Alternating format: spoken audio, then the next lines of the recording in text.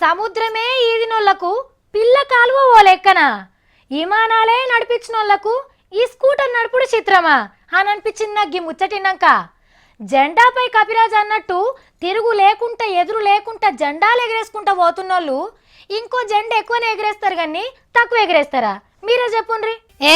ఇక తిరిగేలేదు పో. పట్నంలా ఎలక్షన్ల గంట కొట్టుడే ఆల్చం. సగానికి సగం సర్కార్ పార్టోళ్లే గెలుస్తారట. 150 సీట్లకు 70 సీట్లు సింగిల్ గానే గెలుస్తుందట అంబాసిడర్ గారు. పట్నంలా 42 పతంగులు ఎగురుతాయట. మంత్రి రామారావు సారు పిట్టె గుట్లంటూ పెట్టిండు గీ బొమ్మలు.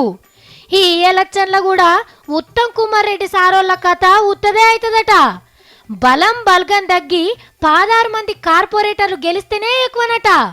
ఇంకో జాతీయ పార్టీ టీడీపీ 11 సీట్లు గెలవచ్చునట.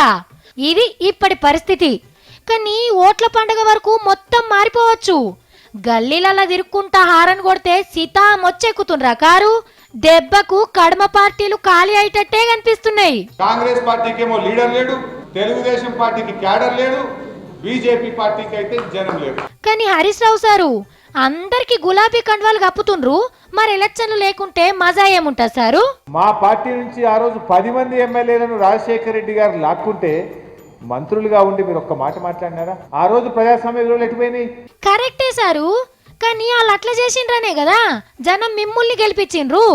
మరి మీరు కూడా పాత తోవల్నే పోతామంటే మళ్ళా పాత కథనే అవుతుందేమో చూసుకోండి.